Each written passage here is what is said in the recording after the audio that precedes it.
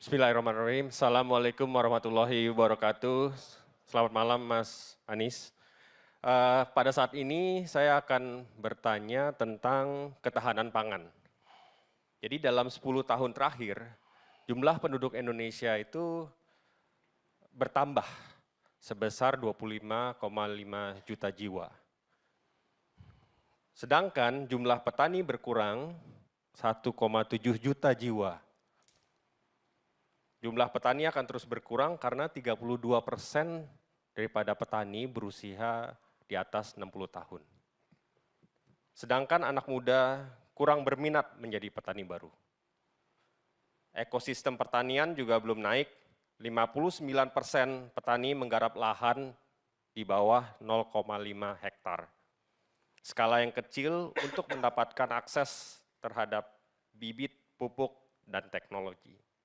Di sisi lain, nilai tukar petani semakin menurun akibat rendahnya produktivitas dan masih rendahnya teknologi. Pertanyaannya, yang pertama, bagaimana strategi Bapak untuk meningkatkan produksi pangan dan mewujudkan kemandirian pangan? Yang kedua adalah, apa strategi Bapak untuk meningkatkan pendapatan petani melalui modernisasi pertanian sekaligus mewujudkan kemandirian industri? Terima kasih Pak Firly.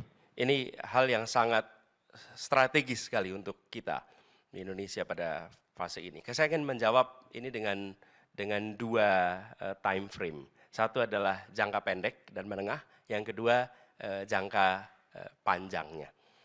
Pertama yang terkait dalam konteks jangka pendek. Produktivitas pertanian kita ini rendah. Ditambah lagi tadi usia petani kita rata-rata sudah usia senior. Dan kalau kita lihat di sektor pangan dari hulu ke hilir, anak-anak muda jarang masuk ke hulunya, mau masuknya ke hilir. Restoran, kafe itu banyak sekali anak-anak muda. Artinya apa? Di situ prospek usahanya baik. Tapi di hulu, karena prospek usahanya tidak baik, maka tidak banyak anak yang mau ke situ. Ini adalah rational behavior. Selama di situ tidak menguntungkan, tidak memberikan kesempatan tumbuh, tidak ada anak muda yang akan mau masuk ke sektor ini. Jadi kami melihat pertama dalam jangka pendek adalah meningkatkan produktivitas pertanian. Beberapa hal bisa dikerjakan. Satu, penyediaan pupuk, penyediaan benih berkualitas yang mudah dan murah. Ini kami temukan di mana-mana Pak. Petani itu selalu bilang, Pak masalah kami 3 Pak. Kesimpulan saya nih, mereka mengatakan, tapi kesimpulan saya ada 3. 1 pupuk, 2 pupuk, 3 pupuk. Itulah masalah utamanya di pertanian kita. Kemudian, nah ini harus dibereskan. Kemudian yang kedua adalah tadi yang disampaikan, luasannya kecil. Apa yang kami coba lakukan? Kami mencoba melakukan namanya cooperative farming.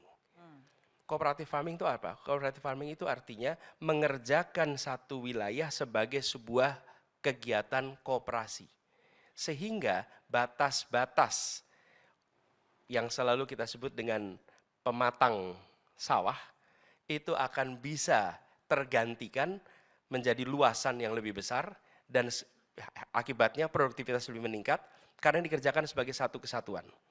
Kemudian yang ketiga adalah keseriusan memperbaiki sistem irigasi kita yang selama ini terlewatkan. Dan apa yang terjadi?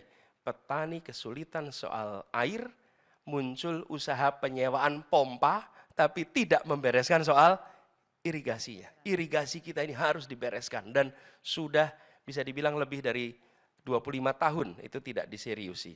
Kemudian yang keempat yang tidak kalah penting adalah modernisasi di sektor pertanian. Ini semua sifatnya jangka pendek yang dikerjakan.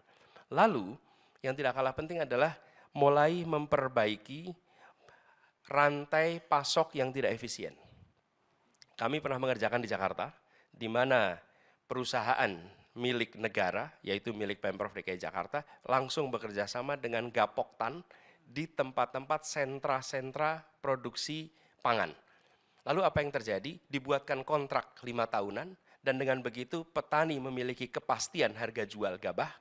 Dari sisi kami mendapatkan kepastian pasokan beras, kami mendapatkan lebih murah, mereka mendapatkan gabah dengan harga lebih baik. Dan lalu mata rantai yang ada di tengahnya itu membuat menjadi lebih efisien. Dan pola ini yang kita ingin lakukan. Jadi satu cooperative farming untuk bekerjanya, yang kedua adalah contract farming untuk hasil pangannya.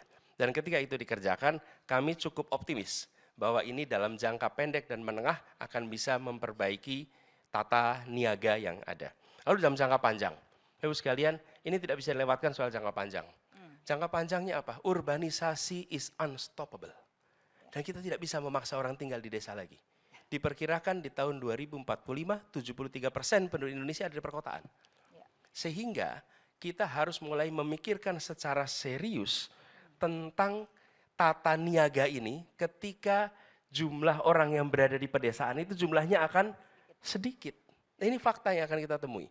Karenanya kenapa yang tadi saya sampaikan, modernisasi itu diperlukan, cooperative farming itu diperlukan, perbaikan tata niaga diperlukan, sehingga desa tetap menjadi supplier. Dan tidak kalah penting adalah karena kita berhadapan dengan climate crisis. Betul. Jadi itu kira-kira jawaban untuk Pak Firly. Terima Baik. kasih.